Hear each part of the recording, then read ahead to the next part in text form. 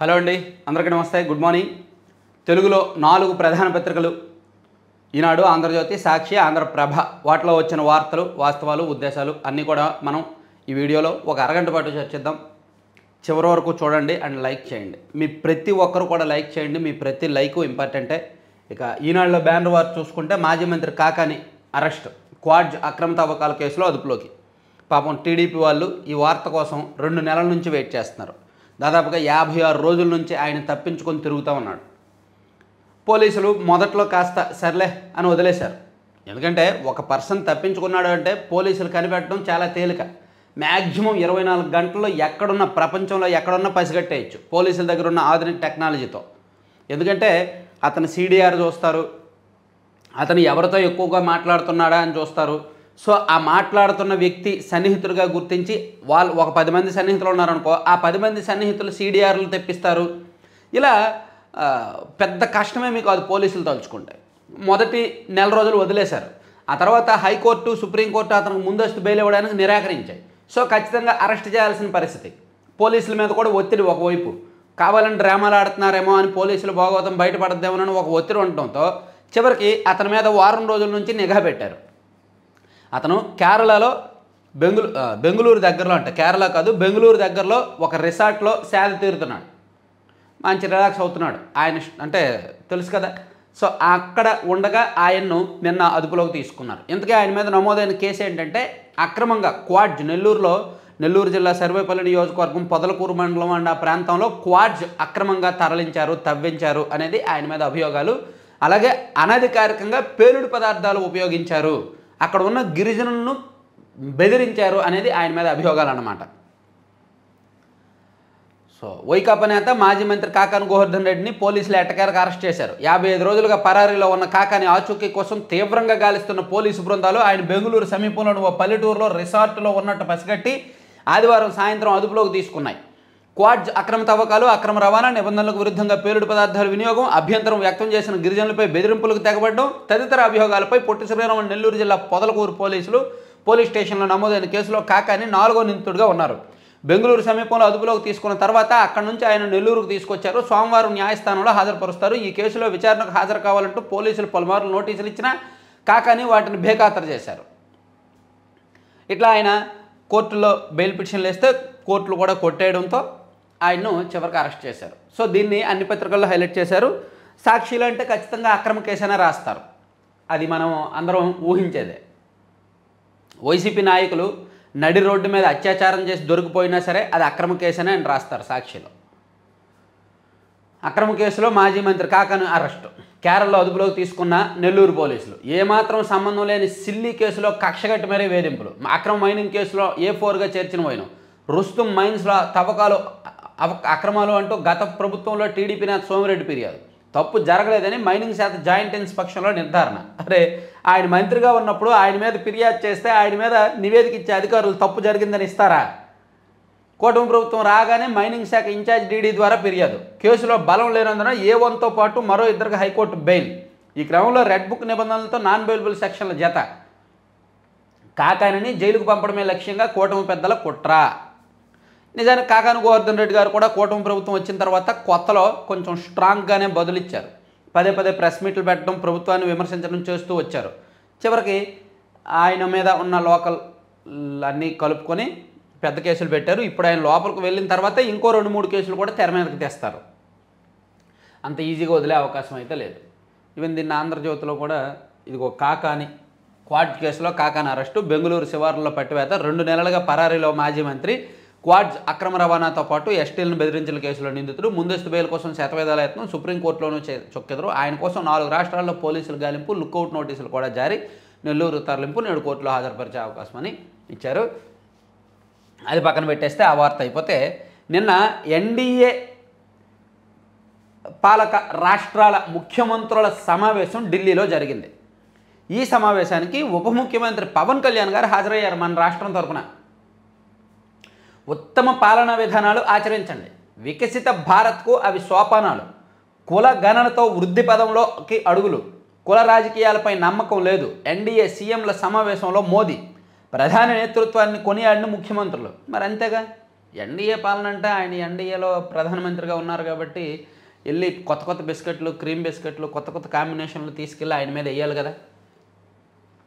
దానిలో భాగంగానే మన పవన్ కళ్యాణ్ గారు కూడా ఒక కొత్త బిస్కెట్ వేశారు. అదేంటంటే ఎవరికి తలవంచిన నైజం ప్రధానిది, ఆయన ఎప్పుడూ ఓట్ల కోసం ఆలోచించలేదు. ఆయన ఎప్పుడూ ఓట్ల కోసం ఆలోచించలేదంటండి. అది పవన్ కళ్యాణ్ గారు సెలవిచ్చారు. ప్రధానమంత్రి మోదీ అంట ఎప్పుడూ ఓట్ల కోసం ఆలోచించలేదంట. 2002 సబర్మతి ఎక్స్ప్రెస్ ఘటన దగ్గర నుంచి తాజాగా ఆపరేషన్ సింధూర్ వరకు ఇవన్నీ మేబీ అప్పుడు జరిగింది మతాల మధ్య ఘర్షణే కావచ్చు, దానికి రాజకీయానికి సంబంధం లేకపోవచ్చు, కానీ దాన్ని రాజకీయంగా వాడుకోవడంలో మోదీ దిట్ట వాడుకున్నారు. ప్లస్ తాజాగా ఆపరేషన్ సింధూర్, పహల్గాం ఉగ్రదాడి, దీనికి రాజకీయానికి సంబంధం లేదు, నేనేం సంబంధం ఉందని చెప్పట్లా, కానీ దీన్ని కూడా రాజకీయంగా ఓట్ల కోసం వాడుకోవడంలో బీజేపీ దిట్ట, అందులో ఏమాత్రం సందేహం లేదు. అవి జరగాల్సినవి జరుగుతాయి, జరగాల్సిన యుద్ధాలు, జరగాల్సిన దాడులు, జరగాల్సిన మెరుపుదాడులు అన్నీ జరుగుతాయి, కానీ వాటిని తమకు అనుకూలంగా వాడుకోవడంలో మాత్రం బీజేపీ అండ్ నరేంద్ర మోదీ గారు దిట్ట, అందులో ఏమాత్రం తిరుగులేదు. ప్రజల ఎమోషన్స్ని, దేశం యొక్క ఎమోషన్స్ని, దేశభక్తిని తమకు అనుకూలంగా, మతభక్తిని, హిందుత్వాన్ని తమ ఓట్లకు అనుకూలంగా మార్చుకోవడంలో బీజేపీని మించిన పార్టీ ప్రపంచంలో లేదు. ఆ విషయం తెలిసి కూడా పవన్ కళ్యాణ్ గారు ఆయన ఎప్పుడూ ఓట్ల కోసం ఆలోచించలేదు అనడం కొంచెం అభ్యంతరకరమే. ఇంకేదో ప్రజల కోసం పుట్టాడు, ప్రజల కోసమే జీవిస్తున్నాడు అనడం తప్పేమీ లేదు, ఇంకేదో అనడం తప్పు లేదు, ప్రపంచంలో ఆయన్ని మించిన శక్తి లేదు అనడం తప్పు లేదు, అవన్నీ ఓకే. కానీ ఓట్ల కోసం ఎప్పుడూ ఆలోచించలేదు అనడం కొంచెం అతిశయోక్తనే అనిపించింది. ఏమంటారు? కులగణన తీర్మానాన్ని బలపరుస్తూ ప్రసంగం. రాజకీయ నాయకుడు ఓట్ల కోసం ఆలోచించరా? రాజకీయ నాయకుడు ఓట్ల కోసం ఆలోచించకపోతే ఇంకెందుకు రాజకీయాల్లో ఉండడం ఎందుకు? స్థానిక ఎన్నికల్లో ఈ సేవలు అంటండి, ఇక మీదట ఇంటి దగ్గర నుంచే నామినేషన్ పత్రాలు దాఖలు చేయొచ్చు, ఇంట్లో కూర్చునే నామినేషన్ పత్రాలు ఇవ్వచ్చు, ఏం కావాలో అవన్నీ కూడా వాట్సాప్లో పంపించవచ్చు, మెయిల్లో పంపించవచ్చు, అండ్ వాళ్ళు ఒక వెబ్సైట్ లింక్ ఇస్తారు, ఆ వెబ్సైట్లో అప్లోడ్ చేయొచ్చు, వాళ్ళు ఆన్లైన్లోనే వెరిఫై చేసి స్క్రూటినీ చేసి అప్రూవ్ చేస్తారు, ఇంటి దగ్గర నుంచే మొత్తం చేసుకోవచ్చు. పోలింగ్ నిర్వహణ, ఫలితాలు తెలిపేలా మొబైల్ అప్లికేషన్లు. రాష్ట్రంలో స్థానిక సంస్థల ఎన్నికల నిర్వహణ ఇక సులభతరం కానుంది. ఈ ప్రక్రియను ఎలక్ట్రానిక్ ఫార్మాట్లోకి తీసుకొస్తున్నారు. Centre for good governance (CCG) ఆధ్వర్యంలో ఇందుకు సంబంధించిన సాఫ్ట్వేర్, మొబైల్ అప్లికేషన్ల తయారీ చివరి దశకు చేరింది. ఓటర్ల జాబితాలు, నామినేషన్ల దాఖలు, ఉపసంహరణ, పోలింగ్ నిర్వహణ, ఎన్నికల ఫలితాల వరకు ఎలక్ట్రానిక్ సేవలు త్వరలో అందుబాటులోకి రానున్నాయి. తద్వారా సమయం, ఖర్చు ఆదాతో పాటు ఎన్నికల నిర్వహణలో మానవ జోక్యం తగ్గుతుందని రాష్ట్ర ఎన్నికల సంఘం భావిస్తోంది. దీనికోసం 5 సర్వర్లు కేటాయిస్తున్నారంట, మొబైల్ అప్లికేషన్లు తయారు చేస్తున్నారంట. ఇప్పుడు నామినేషన్లు ఇంటి దగ్గర నుంచే వేసుకోవచ్చు అంటే రాజకీయ ప్రత్యర్థులు ఎవరో అడ్డుకుంటారని, చేతులు నరికేస్తారని, కాళ్ళు నరికేస్తారని, కిడ్నాప్ చేస్తారని భయం లేదు. వైసీపీ హయాంలో అవన్నీ ఎక్కువ జరిగాయి. పొంగనూరు, కుప్పం లాంటి నియోజకవర్గాల్లో, మాచర్ల లాంటి నియోజకవర్గాల్లో తెలుగుదేశం పార్టీ వాళ్ళు నామినేషన్ వేయడానికి వెళ్ళినా సరే అడ్డుకున్నారు, కొట్టారు, చితక్కొట్టారు, కాళ్ళు చేతులు నరికేసిన ఘటనలు కొన్ని జరిగాయి గత వైసీపీ హయాంలో. సో ఇక మీదట ఘటనలో ఆ భయాలు ఉండవు అని రాసుకొచ్చారు. తర్వాత ఇంకో కీలకమైన ఇంపార్టెంట్, తెలుగుదేశం పార్టీ వాళ్ళకి, చంద్రబాబు గారి ఫ్యామిలీకి కుప్పంలో చంద్రబాబు నాయుడు గారి సొంత ఇంటి గృహప్రవేశం నిన్న జరిగిందండి.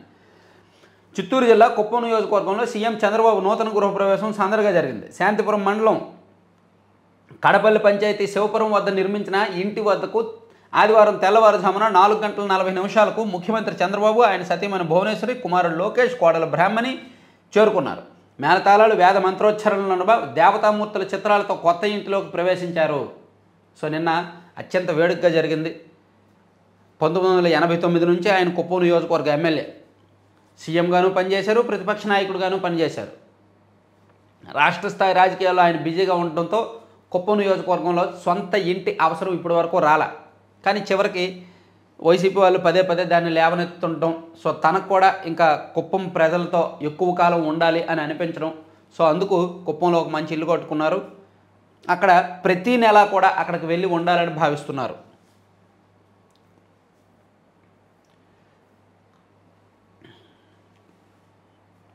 ఈనాడులో ఒక ఇంపార్టెంట్ వార్త వేశారు. వైకాపా పాపం 25 కుటుంబాలకు శాపం. జంగారెడ్డిగూడెంలో కల్తీ మద్యం మృతుల కుటుంబాలను పట్టించుకొని నాటి వైకాపా ప్రభుత్వం వాటిని కల్తీ మద్యం చావులుగా గుర్తించేందుకు నిరాకరణ. సహజ మరణాలంటూ అసెంబ్లీ సాక్షిగా కొట్టిపారేసిన అప్పటి సీఎం జగన్. పోషించేవారు లేక ప్రభుత్వ సాయం అందక బాధితుల ఆక్రందనలు. 2022 మార్చి 9 నుంచి మార్చి 12వ తేదీ మధ్యలో 4 రోజుల వ్యవధిలో దాదాపుగా 25 మంది జంగారెడ్డిగూడెం పరిసర ప్రాంతాల్లో చనిపోయారు. వాళ్ళందరూ కూడా నాటుసారా వల్లనే చనిపోయారు అని చెప్పి ఆ కుటుంబ సభ్యులు చెప్పారు, ఆ గ్రామస్తులు చెప్పారు, అండ్ ప్రతిపక్షాలు చెప్తూనే ఉన్నాయి. కానీ జిల్లా కలెక్టర్, అప్పటి జిల్లా అధికారులు మాత్రం అవి నాటుసారా కాదు, సహజ మరణాలు అని చెప్పి ప్రభుత్వానికి నివేదిక ఇచ్చారు. ఆ నివేదిక అంటే తెప్పించుకున్నారు, ప్రభుత్వానికి అనుకూలంగా అలా నివేదిక తెప్పించుకున్నారు. అవన్నీ సహజ మరణాలే అని అసెంబ్లీలో సీఎం జగన్మోహన్ రెడ్డి గారు, అప్పటి సీఎం జగన్మోహన్ రెడ్డి గారు చెప్పారు. కానీ అవన్నీ కూడా సహజ మరణాలు కాదు, కల్తీ మద్యం తాగడం వల్లనే చనిపోయారు అని ఆ కుటుంబ సభ్యులు అప్పుడు చెప్పారు, ఇప్పుడు కూడా చెప్పారు. మన ఛానల్లో ఈ వీడియో కూడా మనం అప్పట్లో వాళ్ళతో మాట్లాడి చేసాం. 2022 మార్చిలో, అంటే మన ఛానల్ పెట్టిన కొత్తలో ఈ ఇన్సిడెంట్స్ మీద మనం వీడియోస్ చేసాం.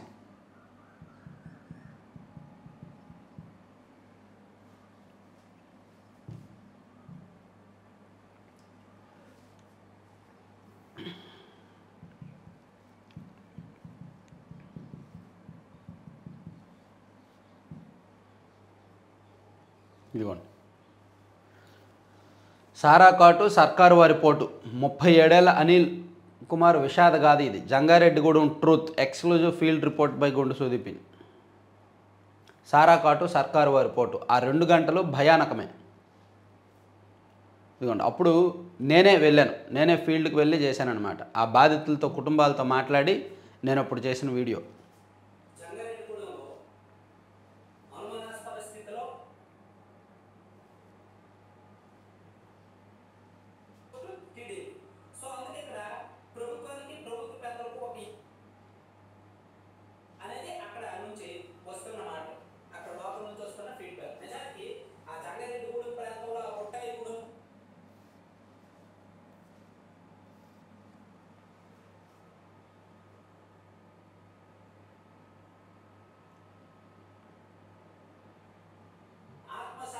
నిజం తెలిసినా బయటకు అబద్ధం చెప్తుంది.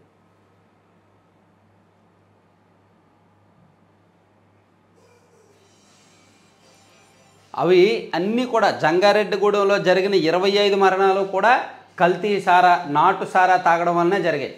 కానీ అప్పుడు ఎప్పుడు ప్రభుత్వానికి చెడ్డ పేరు వస్తుందేమో, జనం తిట్టుకుంటారేమో అని చెప్పి అసెంబ్లీలోనే జగన్మోహన్ రెడ్డి గారు అసెంబ్లీలోనే చెప్పారు.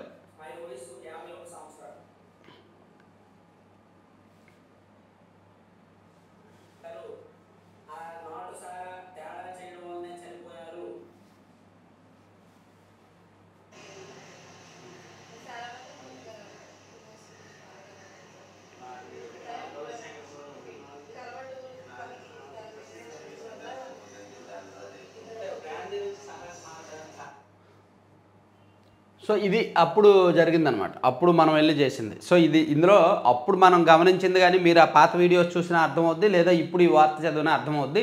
ప్యూర్లీ వాళ్ళు గత ప్రభుత్వం ఉన్నప్పుడు మద్యం ధరలు విపరీతంగా పెంచడం వలన మద్యం కొనలేక నాటుసారాకి అలవాటు పడ్డారు. ఆ నాటుసారాలో కల్తీ అయ్యి ఒకసారి వాళ్ళు తయారు చేసే బ్యాచ్లో ఏదో బాగా కల్తీ అయిన కారణంగా 4 రోజుల్లో 25 మంది చనిపోయారు. దాన్ని ప్రభుత్వం దాచిపెట్టి తొక్కిపెట్టిందనమాట. సో ఇప్పుడు ఆ వాస్తవాలను మళ్ళీ బయటకు తీసుకురావడానికి ఈనాడులో ఒక పెద్ద వార్త రాశారు. ప్రభుత్వం కూడా ఒక విచారణ కమిటీని వేసింది. ఏలూరు జిల్లా ఎస్పీ గారి నేతృత్వంలో ఒక కమిటీ వేశారు. ఆ కమిటీ విచారణ జరుగుతోంది. దాన్ని ఇప్పుడు ఈనాడులో హైలైట్ చేశారు.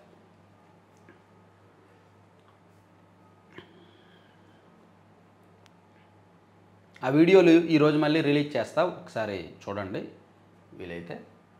తర్వాత వైకాపా పాపం అనేసి వేశారు. తర్వాత అదంతా కాన్ఫిడెన్షియల్.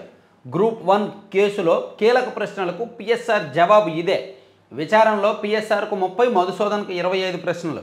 130 వేయండి, 300 ప్రశ్నలు వేయండి, వాళ్ళకి సమాధానం అయితే ఒకటే ఉంటుంది. ఎవరికి తలవంచిన నయం ప్రధానిది. ఓకే,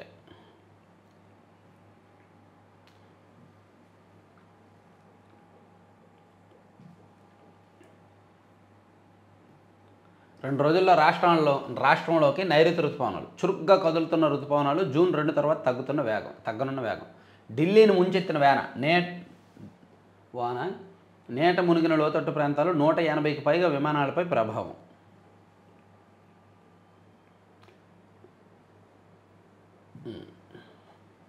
కరువు నేలలో అతివలి జలయజ్ఞం అంటండి. చంబల్ మాజీ బందిపోట్ల భార్యల ఆదర్శం. రాజస్థాన్లోని కరౌలీ జిల్లాలో నీటి వనరుల పునరుద్ధరణ. దోపిడీలకు పురుషుల స్వస్తి. మంచిది. చంబల్ ప్రాంతం అంటే దోపిడీదారులు, దోపిడీ ముఠాలకు పెట్టింది పేరు. సో ఆ ప్రాంతంలో వాళ్ళు ఇప్పుడు బందిపోట్లు, దోపిడీలు వదిలేస్తే వాళ్ళ భార్యలు జలయజ్ఞం చేస్తున్నారంట. నీటి వనరులు పునరుద్ధరించి దాంతో వ్యవసాయం చేస్తున్నారంట. పిన్నెల్లి సోదరుల ప్రమేయం. పల్నాడు జిల్లా జంట హత్యల్లో పిన్నెల్లి సోదరుల ప్రమేయం. ఘాతుకానికి ప్రేరేపించిన వైకాపా నేతలు. కేసు నమోదు చేసిన పోలీసులు. A6గా రామకృష్ణారెడ్డి, A7గా వెంకటరామరెడ్డి. పల్నాడు జిల్లా మాచర్ల నియోజకవర్గం వెల్దుర్తి మండలం గొండ్లపాడుకు చెందిన తెదేపా నాయకులు జవిశెట్టి వెంకటేశ్వర్లు, జవిశెట్టి కోటేశ్వరుల హత్య కేసులో వైకాపా నేత మాజీ ఎమ్మెల్యే పిన్నెల్లి రామకృష్ణారెడ్డి, ఆయన సోదరుడు వెంకటరామరెడ్డిల ప్రమేయం ఉన్నట్టు పోలీసులు ప్రాథమికంగా గుర్తించారు. అంటే వీళ్ళే రెచ్చగొట్టారంట. ఒక తెలుగుదేశం పార్టీ నాయకుడు వాళ్ళని చంపేసినప్పటికీ అతన్ని రెచ్చగొట్టింది ఈ పిన్నెల్లి సోదరులే అనేది పోలీసుల అనుమానం. ఇక వైకాపా హత్య రాజకీయాలను ఉపేక్షించడం, ఇప్పటికీ తెదేపా వారిని చంపేస్తున్నారు. చేతకానితనమే కదండి. అంటే కూటమి అధికారంలో ఉన్నా సరే టీడీపీ వాళ్ళని వైసీపీ వాళ్ళు చంపేస్తున్నారంటే దాన్ని ఏమనాలి? వైసీపీ వాళ్ళ క్రూరత్వం, ఓకే, ఒప్పుకోవచ్చు. అదే సందర్భంలో టీడీపీ అసమర్థత అనాలా వద్దా అనేది కూడా ఒకసారి ఆలోచించి కామెంట్ చేయండి. కుప్పం నియోజకవర్గ నేతల సమావేశంలో సీఎం చంద్రబాబు. దళిత ఉద్యమంలోంచి దళంలోకి. అబూజ్మట్ ఎన్కౌంటర్ మృతుల్లో కర్నూలు జిల్లా మహిళ గుర్తించి కుటుంబ సభ్యులకు తెలిపిన పోలీసులు. ఛత్తీస్గఢ్లోని నారాయణపూర్ జిల్లా అబూజ్మట్ అడవుల్లో ఈ నెల 21న జరిగిన ఎన్కౌంటర్లో మృతి చెందిన వారిలో కర్నూలు జిల్లా ఆస్పరి మండలం ములుగుందం గ్రామానికి చెందిన లలిత ఉన్నట్టు నిర్ధారించారు. శనివారం రాత్రి కుటుంబ సభ్యులకు విషయం తెలియడంతో వారు కన్నీరు మున్నూరు అవుతున్నారు. దళిత ఉద్యమంలోంచి దళంలోకి వెళ్ళారంట ఆమె స్టోరీ రాశారు. ఏపీ ట్రెజరీ అసోసియేషన్ అమరావతి రాష్ట్ర అధ్యక్షుడిగా శ్రీనివాసరావు. ఓకే. మన సైనిక పరాక్రమం అద్భుతం. మన్ కీ బాత్లో సాయుధ బలగాలపై ప్రధాని మోదీ.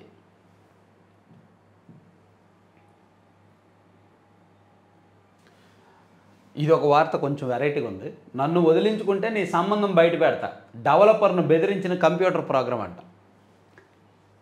ఒక కంప్యూటర్ ప్రోగ్రామ్ అంటే ఒక డెవలపరు తన వ్యక్తిగత అంశాలన్నీ కూడా సిస్టంలో సేవ్ చేసుకున్నాడు. దాన్ని డెవలప్ చేశాడు.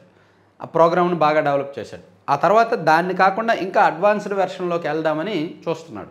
ఈ క్రమంలోనే దాంతో పర్సన్తో నాకు నీ జాతకం మొత్తం తెలుసు, నీ అక్రమ సంబంధాలు బయట పెట్టాలా అన్న బ్లాక్మెయిల్స్ మనం సినిమాల్లో చూస్తుంటాం. నిజ జీవితంలోనూ అక్కడక్కడ ఇలాంటి ఘటనలు జరుగుతుంటాయి. అయితే తొలిసారిగా ఒక కంప్యూటర్ ప్రోగ్రాం తన డెవలపర్ను బెదిరించిన ఘటన వెలుగులోకి వచ్చింది. ఆంథ్రోపిక్ తయారు చేసిన క్లాడ్ ఓపస్ 4 AI అసిస్టెంట్గా పనిచేస్తుంది. ఒక మనిషి మనతో మాట్లాడినట్టుగానే మాట్లాడుతుంది. ప్రశ్నలకు సమాధానాలు చెప్పడం, రాయడం, డాక్యుమెంట్లలో సారాంశాన్ని తెలుసుకోవడం, కోడింగు తదితర అంశాలన్నీ చేస్తోంది. ఇటీవలే ఈ మోడల్ను డెవలపర్లు విడుదల చేశారు. విడుదల చేసే ముందు కొన్ని పరీక్షలను క్లాడ్కు అప్పగించారు. ఈ సందర్భంగా రానున్న కాలంలో దీనికంటే ఆధునీకరించిన క్లాడ్ను ప్రవేశపెట్టనున్నట్టు డెవలపర్ దానికి తెలిపాడు. అయితే తనను రీప్లేస్ చేస్తే అతనికి ఉన్న అక్రమ సంబంధాన్ని బయట పెడతానని హెచ్చరించడంతో అతను వాక్కయ్యాడు. అంటే హ్యూమన్ పవర్ని కూడా టెక్నాలజీ డామినేట్ చేసి బ్లాక్మెయిల్ చేసే పరిస్థితికి వచ్చిందనడానికి ఇది ఉదాహరణ. సో భవిష్యత్తులో ఇంకెన్ని చూడాలో. ఇది కొంచెం ఈరోజు వార్తలకే హైలైట్. ఆంధ్రజ్యోతిలో కూడా దాన్ని రాశారు, 3వ పేజీలో రాసినట్టున్నారు. ఇక సాక్షి చూసి మళ్ళీ ఆంధ్రజ్యోతికి వెళ్దాంలే. సో కాకాని గోవర్ధన్ రెడ్డి అక్రమ అరెస్ట్ అని రాశారు. తర్వాత మీ భూములు మా వ్యాపారం, రైతులపై సోలార్ పిడుగు. నంద్యాల జిల్లా అవుకు మండలంలో శరవేగంగా 1252 ఎకరాల సేకరణ. లీజు పేరిట సోలార్ కంపెనీ గుప్పిట్లోకి పంటలు పండే పొలాలు, సారవంతమైన భూములను శాశ్వతంగా స్వాధీనం చేసుకునే కుట్రలు. సమస్యలు తలెత్తితే ఆర్బిట్రేషన్ కోసం రైతులు ఢిల్లీ చుట్టూ తిరగాల్సిందే. ఎలాంటి సమస్య ఉత్పన్నమైనా ప్రభుత్వం పూచీకత్తు ఉండదు. లీజు అగ్రిమెంట్లో విస్తుపోయే వాస్తవాలు. ఇరుక్కుంటున్న అన్నదాతలు. మంత్రి బీసీ జనార్దన్ రెడ్డి కనుసన్నల్లో భూసేకరణ. అంటే యాక్చువల్గా అక్కడ సోలార్ పరిశ్రమ వస్తుంది, దానికి 1252 ఎకరాల భూసేకరణ జరుగుతోంది. సాధారణమే కదా. దీన్ని కూడా ఇలా రైతులను రెచ్చగొట్టేలా రాయడం అంటే మామూలు విషయం కాదు. ఇది చూద్దాం. భూములు ఇచ్చి కూలీకి వెళ్ళాలా, సోలార్ ప్యానెల్ ఏర్పాటు చేస్తామని హీరో కంపెనీ మా ఊర్లో భూములు లీజుకు తీసుకుంటోంది. నాకు 2.20 ఎకరాలు ఉంది. పొలం అడిగితే ఇవ్వబోమని చెప్పా. తాతల కాలం నుంచి వ్యవసాయం చేస్తూ రైతుగా బతుకుతున్నాం. భూములు ఇచ్చి కూలీ పనికి వెళ్ళాలా అని అంటున్నారంట. ఇది కొంచెం జాగ్రత్తగా ఆలోచించాల్సిన అంశం. ఇప్పుడు రైతుల దగ్గర నుంచి భూములు తీసుకుంటేనే పరిశ్రమలు వస్తాయి కదా. ఇప్పుడు ఖచ్చితంగా పరిశ్రమలు పెట్టాలంటే భూములు కావాల్సిందే. మరి మేము భూములు ఇవ్వము, వ్యవసాయం చేసుకుంటున్నామంటే పరిశ్రమలు ఎలా వస్తాయి? దీన్ని కొంచెం రెండు వైపులా ఆలోచించాలి. ఆ కంపెనీలు ఎవరైతే రైతులకు పరిహారంగా ఇస్తారో ఆ పరిహారంతో రైతులు వేరే చోట భూములు కొనుక్కొని వ్యవసాయం చేయొచ్చు.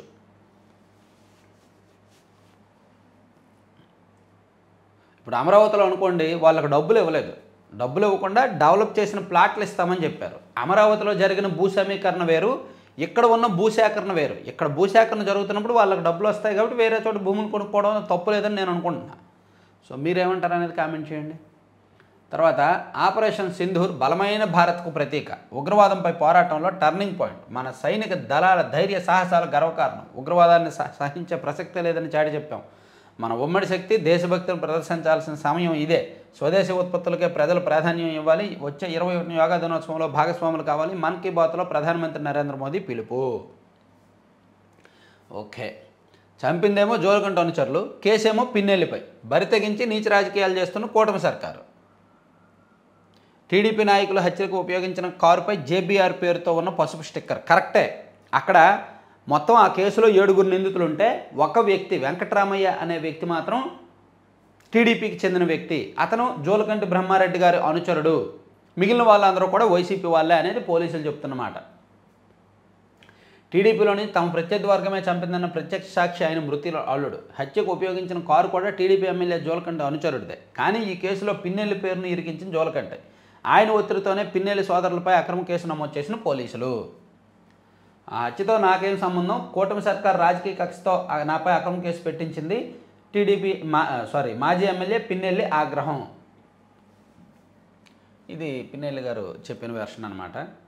తర్వాత మాయా వేదికపై మహా డ్రామా, ప్రజల్లో ఆగ్రహాన్ని తగ్గించేందుకు చంద్రబాబు సూపర్ స్క్రిప్ట్. మహానాడు వేదికగా తెరపైకి రానున్న సూపర్ 6 విధానాలు. ఏడాదైనా ఏమీ చేయకపోవడంపై ప్రజల దృష్టి మళ్లించే ఎత్తుగడ. ఎన్నికలకు ముందు ప్రకటించిన సూపర్ 6 హామీల బుట్ట దాఖలు. అందులో ఒక్కటి కూడా అమలు చేయకుండా మోసం, హంగు, ఆర్భాటం, మోసపు మాటలే పెట్టుబడిగా ముందుకు. కడప మహానాడులో ప్రజల కళ్ళకు గంతలు కట్టేందుకు సన్నాహాలు అని సాక్షి వాళ్ళు రాశారు. సరే, వాళ్ళే గంతలు కడతారు, వీళ్ళు కట్టరు.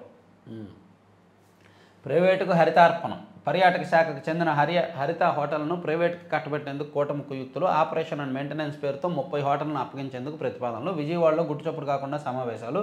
రోడ్డున పడనున్న 1000 మందికి పైగా సిబ్బంది. హరిత రిసార్ట్స్ అని ప్రభుత్వం ఆధ్వర్యంలో కొన్ని చోట్ల బీచ్ల్లోనూ, కొన్ని చోట్ల అరకు లాంటి చాలా ప్రాంతాల్లో నిర్వహిస్తున్నారు. వాటిని ఇప్పుడు ఏపీ టూరిజం కాకుండా ప్రైవేట్ వాళ్ళకి ఇవ్వాలని చూస్తున్నారంట. మాజీ మంత్రి సీదిరిపై సిఐ బూతు పురాణం. ఏం తమాషాలదే అంటూ దుర్భాషలు. సిఐ ప్రవర్తనపై మహిళల మండిపాటు. శ్రీకాకుళం జిల్లా వజ్రపుకొత్తూరు పోలీస్ స్టేషన్లో ఉద్రిక్తత వస్తోంది. దేశీయ ప్రయాణికుల రవాణా వ్యవస్థలో వందే భారత్ రైలు ఒక పెద్ద ముందడుగు. సౌకర్యవంతమైన ప్రయాణం అనుభూతికి ఈ రైలు ప్రసిద్ధి. గంటకు గరిష్టంగా 180 కిలోమీటర్ల వేగంతో కూడా ప్రయాణించగలదు. దీన్ని మించిన వేగంతో దూసుకుపోయే హై స్పీడ్ రైలు కొద్ది రోజుల్లో పట్టాలెక్కుతుందంట అండి. బుల్లెట్ రైలు వస్తుంది. ఇప్పుడు మనం వందే భారత్ రైలుని చాలామంది ఆస్వాదిస్తున్నారు కదా, ఇప్పుడు నెక్స్ట్ బుల్లెట్ ట్రైన్ ఒకటి వస్తుందంట. తర్వాత ఆ నలుగురిలో నేను లేను.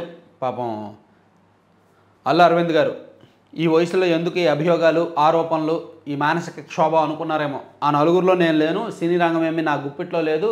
రాష్ట్రంలో ఇది వరకు నా దగ్గర థియేటర్లు ఉండేవి, లీజుకి తీసుకునేవాడిని. ఇప్పుడు అవన్నీ వదిలేశాను. నా కంట్రోల్లో ఇప్పుడు 15 థియేటర్లు కూడా లేవు. నాకేమీ ఇష్యూకి సంబంధం లేదు అని చెప్పి ఆయన నిన్న వివరణ ఇచ్చుకున్నారు. తర్వాత ఆగని టీడీపీ నేతల దాష్టికాలని, టీడీపీ నేతల అరాచకాలు కొనసాగుతున్నాయి. తాజాగా వైఎస్ఆర్ జిల్లా మల్లేల గ్రామంలో వైఎస్ఆర్సీపీ మద్దతుదారుడైన రైతుపై దౌర్జన్యానికి దిగారు. కాపుకొచ్చిన చీనీ చెట్లు జేసీబీతో తొలగించారంట.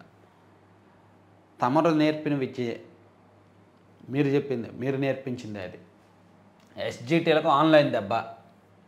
జిరాక్స్కు 50 రూపాయలంట. Indian Institute of Science Education and రీసెర్చ్కు సంబంధించిన ప్రవేశ పరీక్ష సందర్భంగా తిరుపతిలోని ఆయాన్ డిజిటల్ సెంటర్ వద్ద గందరగోళం తలెత్తింది. జిరాక్స్ తీయించడానికి వెళ్తే 50 రూపాయలు తీసుకుంటున్నాడంట ఆ ప్రబుద్ధుడు. అవకాశాన్ని, వాళ్ళ అవసరాన్ని తనకు అవకాశంగా మార్చుకొని బిజినెస్ పెంచుకోవడానికి అలా రేటు పెంచాడు ఆయన. ఇక ఆర్జేడీ పార్టీ నుంచి తేజ్ ప్రతాప్ యాదవ్ని ఆయన తండ్రి లాలూ ప్రసాద్ యాదవ్ బహిష్కరించారు. ఎందుకంటే అతను నైతిక విలువలు పాటించట్లేదు, అతని వ్యక్తిగత వ్యవహారాల కారణంగా పార్టీకి డ్యామేజ్ జరుగుతోంది అని. ఇక ఉక్రెయిన్పై విరుచుకుపడ్డ రష్యా భీకర దాడులు చేసింది. మొత్తం 69 క్షిపణులు 298 డ్రోన్లను రష్యా ప్రయోగించిందని ఉక్రెయిన్ తెలిపింది. హార్వర్డ్లో విదేశీయులు ఎక్కువ. హార్వర్డ్ యూనివర్సిటీలో చదువుతున్న వారిలో 31% విదేశీ విద్యార్థులే ఉన్నారని, వారి వివరాలను వెల్లడించాలని ట్రంప్ ఆదేశించారు. సో సాక్షి అయిపోయింది. ఆంధ్రజ్యోతిలో వెళ్తే వర్కింగ్ ప్రెసిడెంట్గా లోకేష్ యాజ్ యూజువల్ ఎక్స్పెక్ట్ చేసిందే. నాకు తెలిసి అందరికంటే ముందు మనమే చెప్పాం. అందరికంటే ముందు నెల 15 రోజుల కిందట మన ఛానల్లోనే వచ్చింది. తెలుగుదేశం పార్టీలో నాయకత్వ మార్పు రాబోతోంది. అతి త్వరలో వేరే మార్పు, అధికారిక మార్పు కూడా ఉంటుంది. కానీ అది అప్పుడే నేను చెప్పకూడదు, టైం పడుతుంది. నేను అప్పుడు ఇండైరెక్ట్గా చెప్పాను. ఆ మార్పు కూడా జరుగుద్ది, కానీ అప్పుడే కాదు, ఈ సంవత్సరంలో అయితే కాదు. ఆ బాధ్యత అప్పగించాలని అధిష్టానంపై శ్రేణులు ఒత్తిడి. ప్రభుత్వ కార్యక్రమాల్లో పూర్తిగా నిమగ్నమైన చంద్రబాబు క్షణం తీరిక లేకుండా కార్యక్రమాలు. సో నారా లోకేష్ గారికి ప్రభుత్వంలో కూడా ప్రమోషన్ ఉండాలి అని చాలామంది కోరుకుంటున్నారు. ప్రభుత్వంలో కూడా ఆయన కేవలం మంత్రిగా కాకుండా డిప్యూటీ సీఎంగానో ఇంకా కీలకమైన హోదాలో ఉండాలని కొంతమంది కోరుకుంటున్నారు. సో దానికి తగ్గట్టు కొన్ని మార్పులు చేర్పులు కూడా ఏమో వచ్చే ఏడాది ఉంటే ఉండొచ్చు. అంటే కూటమి ప్రభుత్వం అధికారంలోకి వచ్చి 2 ఏళ్ళు పూర్తయిన తర్వాత అటువంటి మార్పులు జరిగినా ఆశ్చర్యం అవసరం లేదు. సో ఇప్పుడు ప్రస్తుతానికైతే లోకేష్ గారు పార్టీ మీద పూర్తిగా పట్టు సాధించడానికి వర్కింగ్ ప్రెసిడెంట్గా రాబోతున్నారు. పార్టీ పరమైన నిర్ణయాలన్నీ ఉంటాయి. అలాగే పాలిట్ బ్యూరోలో కూడా ప్రక్షాళన జరుగుద్ది అంటున్నారు. పాలిట్ బ్యూరోలో ఇప్పుడు ఉన్న సీనియర్లో ఒక 3-4 బయటకు పంపి కొత్త వాళ్ళని కూడా తీసుకొచ్చే అవకాశాలు అయితే ఉన్నాయన్నమాట. ఇక రేపటి నుంచే మహానాడు దాదాపుగా ఏర్పాట్లు కొలిక్కి వచ్చాయంట. వర్షంతో కొంత ఇబ్బంది, ప్రతినిధుల నమోదుతో పసుపు పండుగ ప్రారంభం, చారిత్రాత్మక నిర్ణయాలకు వేదిక కానున్న కార్యక్రమం. తొలి 2 రోజులు వివిధ అంశాలపై చర్చలు, తీర్మానాలు. మంత్రి లోకేష్ ప్రతిపాదించిన 6 సూత్రాలపై చర్చ, కార్యకర్తలకు ప్రాధాన్యం కల్పించడంపై కీలక నిర్ణయం. 29న మధ్యాహ్నం 5 లక్షల మందితో భారీ బహిరంగ సభ, 5,000 మంది పోలీసులతో బందోబస్తు. కొత్తింట్లోకి సీఎం చంద్రబాబు, కుప్పంలో వేడుకగా గృహప్రవేశం. ఇక ఇది ఒక కీలకమైన అంశం. మనం జపాన్ను అధిగమించి ప్రపంచంలో 4వ ఆర్థిక శక్తిగా ఉన్నాం. 4వ అతిపెద్ద ఆర్థిక వ్యవస్థగా భారత్. ఫస్ట్ ప్లేస్లో అమెరికా, సెకండ్ ప్లేస్లో చైనా, 3వ ప్లేస్లో జర్మనీ, 4వ ప్లేస్లో ఇండియా, 5వ ప్లేస్లో జపాన్. మనం నిన్నటితోనో మొన్నటితోనో జపాన్ను అధిగమించాము అని ఇచ్చారన్నమాట. ఇదే వేగంతో వెళ్తే 3 ఏళ్లలో 3వ స్థానాన్ని కైవసం చేసుకుంటాం. నీతి ఆయోగ్ సీఈఓ సుబ్రహ్మణ్యం వెల్లడి. గత 10 ఏళ్లలో భారత్ తలసరి ఆదాయం రెట్టింపైందని ఐఎంఎఫ్ వెల్లడి. సో త్వరలో జర్మనీని కూడా అధిగమించే అవకాశం. ఇదిగోండి మన జీడిపి $4.187 ట్రిలియన్. అంటే 3,56,61,000 అంటే అది. కాగా జపాన్దేమో $4.186 ట్రిలియన్. సో మన ముందున్న జర్మనీ $4.188 ట్రిలియన్. అంటే పెద్ద కష్టమేమి కాదు వాళ్ళని దాటడం కూడా. ఒక 3 సంవత్సరాల్లో వాళ్ళని దాటేస్తే అమెరికా, చైనా తర్వాత మనమే అతిపెద్ద ఆర్థిక శక్తిగా ఉంటాము అని భావిస్తున్నారు. ఆంధ్రజ్యోతిలో హైలైట్ చేశారు ఈ అంశాన్ని. మరోవైపు ఇంకో కీలకమైన వార్త రాశారండి ఆంధ్రజ్యోతిలో, చాలా ఇంపార్టెంట్ వార్త. అందాల బొమ్మలు, కన్నీటి చెమ్మలు. సో ఇప్పుడు మిస్ వరల్డ్ పోటీదారుల్లో వాళ్ళ వ్యక్తిగత జీవితాల్లో ఉన్న విషాద కోణాన్ని, మానవీయ కోణాన్ని ఆవిష్కరిస్తూ ఆంధ్రజ్యోతిలో మంచి వార్త రాశారు. 7 ఏళ్ల వయసులోనే యోని ఛేదన, ఆ ఆటవిక దురాచారంపై పోరు. ఒక అమ్మాయి. 16 ఏళ్లకే అత్యాచారం, అభాగ్యుల హక్కుల కోసం ఆరాటం. మరో అమ్మాయి. ఊహ తెలియనప్పుడే లైంగిక వేధింపులు, వాటిపైనే పోరాటం. మరో అమ్మాయి. మిస్ వరల్డ్ పోటీదారుల్లో ఒక్కొక్కరిది ఒక్కో గాథ. విశ్వవేదికపై తమ వాణి వినిపించిన సుందరీమణులు. మహిళల ప్రాణాలను హరించే ఆటవిక ఆచారాలను భరించిందో వనిత. అదృష్టవశాత్తు బతికిన ఆమె కొండంత ధైర్యం తెచ్చుకుంది. ఆ దేశంలో మహిళల మాన ప్రాణాలను దెబ్బతీసేలా ఉన్న మూఢాచారాలపై పోరాటాన్ని ప్రారంభించింది. 16 ఏళ్లకే అత్యాచారానికి గురైంది మరో యువతి. కొన్నేళ్ల తర్వాత ఆ క్షోభ నుంచి బయటకు వచ్చిన ఆమె తమ దేశంలో ఈ సంస్కృతిని, దీని మీద అభాగ్యుల కోసం పోరాడడం ప్రారంభించింది. ఇట్లా ఒక్కొక్కరిది ఒక్కో స్టోరీని ఆంధ్రజ్యోతిలో వేశారు. సో ఇది నేను ఒకసారి చదివి దీనికి అదనపు సమాచారం ఏమైనా ఉందేమో సేకరించి మొత్తం ఒక డీటెయిల్డ్ వీడియో అయితే చేస్తాను మన 3వ ఛానల్లో. చాలా హార్ట్ టచింగ్ స్టోరీ అది, ఇటు వాళ్ళ పర్సనల్ లైఫ్స్ అన్నమాట. తర్వాత పిఎస్ఆర్ పిలిస్తేనే వచ్చా, గ్రూప్ 1 పేపర్లను ఆయనే అప్పగించారు. డిజిటల్ మూల్యాంకనం చేయాలని చెప్పారు. అంతకుముందు ఆయనతో ఏ పరిచయమూ లేదు. పోలీసు విచారణలో మధుసూదన్ సమాధానాలు, కొన్ని ప్రశ్నలకు మౌనం దాల్చిన పిఎస్ఆర్, మరికొన్నింటికి డొంక తిరుగుడు జవాబులు. తొలి రోజు 50 ప్రశ్నలు సంధించిన అధికారులు. నేడు కొనసాగనున్న విచారణ. రాత్రికి పిఎస్లోనే 2 నిందితులు. ఇతను పిఎస్ఆర్ ఆంజనేయులేనా? ఈయనైనా పిఎస్ఆర్ ఆంజనేయులు లేదా అతను డూప్లికేటా? ఇలా అయిపోయారంటే అంటే జైలుకి వెళ్ళాక వీళ్ళు ఫేసులు మారిపోతున్నాయండి, నాకు అర్థం కావట్లా. అబద్ధాల కెసిరెడ్డి, పోలీసు విచారణలో చెప్పిందంతా తప్పే, A3తో క్రాస్ వెరిఫికేషన్లో బట్టబయలు, తప్పించుకునే ధోరణిలో సజ్జల శ్రీధర్ రెడ్డి, తప్పుదోవ పట్టించేలా మిథున్ రెడ్డి జవాబులు, లిక్కర్ నిందితుల వాంగ్మూలాలపై సిట్ స్క్రూట్ని. వాళ్ళు ఎందుకు నిజం చెప్తారు? పార్టీ మీ జాగిరా, అక్కకు హక్కులు లేవా, కవితకు మద్దతుగా సోషల్ మీడియాలో సన్నిహితుల పోస్టులు. కేటీఆర్ను టార్గెట్ చేస్తూ విమర్శనాస్త్రాలు. కుట్రలపై ఎందుకు స్పందించలేదని ప్రశ్నలు. 2 రోజులైనా కేసీఆర్ నుంచి రాని పిలుపు, ఎవరూ స్పందించొద్దు, కేటీఆర్కు కేసీఆర్ దిశానిర్దేశం. మొత్తానికి ఈ సొంత కుటుంబంలో రచ్చ కాస్త రోడ్డుకెక్కి ఈ పార్టీ మరింత భూస్థాపితం అయ్యే రోజు దగ్గరలోనే ఉన్నట్టుంది. ఇక సినిమా చూపిత్తమామ, నటులు, బ్యాక్గ్రౌండ్ మ్యూజిక్ అంతా ఏఐతోనే, కథ, స్క్రీన్ ప్లే, మాటలు, పాటలు దానితోనే, అద్భుతమైన అందమైన ఏఐ క్యారెక్టర్లు, ఖర్చు లేకుండా అందమైన లొకేషన్లు, మొత్తంగా ఏఐతోనే రూపొందించిన కన్నడ సినిమా లవ్ యూ కేవలం 2 కంప్యూటర్ ముందు కూర్చొని 10 లక్షల బడ్జెట్తో పూర్తి చేశారంటండి. ఏఐతో China cinema Pirate Queen. Cinema ఇండస్ట్రీకి ఇది వరమా శాపమా? ఖచ్చితంగా శాపమే.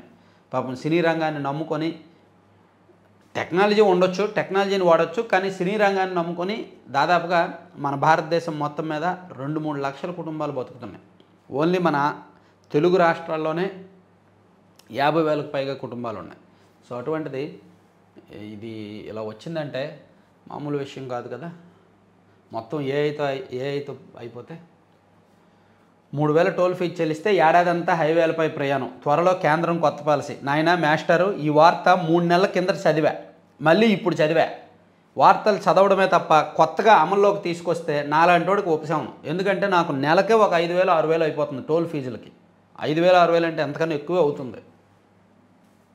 నేను అది ఎప్పుడూ తిరగడమే నా పని. వైజాగ్ వైపు లేదా హైదరాబాదో లేదంటే ఒంగోలు, నెల్లూరు అటువైపు ఎప్పటికప్పుడు తిరుగుతూ ఉంటా. ఎక్కువగా కారులోనే జర్నీ చేస్తా. సో ఇటువంటి మనలాంటి వాళ్ళకి బాగా ఉపయోగం కదా. ఎంత త్వరగా తీసుకొస్తే అంత మంచిది. 3,000 టోల్ ఫీజు చెల్లిస్తే ఏడాదంతా హైవేలపై ప్రయాణం అంట, మంచిది. తర్వాత ఆ మహిళల్లో యోధుల స్ఫూర్తి లేదు, ఉగ్రవాదులపై పోరాడి ఉండాల్సిందే, అప్పుడు మరణాల సంఖ్య తగ్గేది. పహల్గాం దాడి బాధిత మహిళలపై బీజేపీ ఎంపీ జంగ్రా వ్యాఖ్యలు, మండిపడ్డ ప్రతిపక్ష పార్టీలు. బీజేపీ వాళ్ళు పిచ్చి పిచ్చి మాటలు మాట్లాడుతున్నారు. మధ్యప్రదేశ్లో ఒక ఆయనేమో వేరేలా మాట్లాడాడు. ఇప్పుడు ఇంకొక ఆయనేమో మధ్యప్రదేశ్లో ఒక ఆయన సోఫియా వాళ్ళ మీద మాట్లాడాడు. ఇదిగో ఇక్కడ ఒక బీజేపీ ఎంపీ ఏమో ఏమన్నాడు, అక్కడ మహిళల్లో యోధుల స్ఫూర్తి లేదు, పోరాట స్ఫూర్తి లేదు. ఏమంటే ఉగ్రవాదుల చేతుల్లో తుపాకీలు ఉండి వాళ్ళు కాల్చడానికి సిద్ధంగా ఉన్నప్పుడు మహిళలు వెళ్ళి వాళ్ళని అడ్డుకుంటే వీళ్ళు కూడా పోతారు కదా, ఆ భయం ఉంటుంది కదా, ఆ ప్లేస్లో ఉండి మాట్లాడాలి. ఇంకో బీజేపీ నాయకుడు ఎవరో మధ్యప్రదేశ్లోనే అనుకుంటా కదా, ఇంకో బీజేపీ నాయకుడు సోషల్ మీడియాలో ఒక వీడియో బాగా వైరల్ అయింది నిన్న మొన్న. నడి రోడ్డు మీద అతను ఒక మహిళతో లైంగిక చర్యలో పాల్గొన్న వీడియో ఒకటి బాగా వైరల్ అయింది నిన్న మొన్న. వాడి పేరు కూడా మనోహర్. ఇక కలెక్టరేట్లో ఇంకా వైసీపీ కోఆర్డినేటర్లు పని లేదు, సాంకేతిక సహకారం లేదు, ఖాళీగా ఉంటూ నెల నెల జీతాల డ్రా, గ్రామ వార్డు సచివాలయాల శాఖకు భారం. ఆ కోఆర్డినేటర్లంతా వైసీపీ కార్యకర్తలే, కూటమి వచ్చినా ఇంకా కొనసాగింపు అని ఒక వార్త రాశారండి.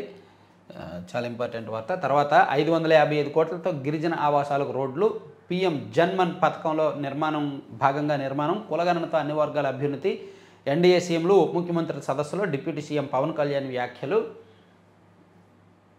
అది కూడా హైలైట్ చేశారు. సో ఇవన్నీ ఆంధ్రజ్యోతిలో వచ్చిన అంశాలు మనం పక్కన పెట్టేస్తే, సాక్షి కూడా పక్కన పెట్టేసాం. ఇప్పుడు ఆంధ్రప్రభలో కొత్త అంశాలు ఏమైనా ఉంటే చూసుకుందాం.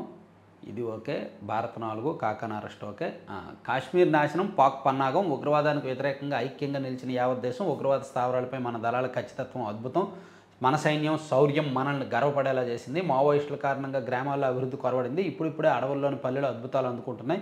122వ ఎపిసోడ్ మన్ కీ బాత్లో ప్రధాని మోదీ. జూన్ 21న విశాఖ వస్తా, యోగా డేలో పాల్గొంటా, 10 లక్షల మందితో యోగా.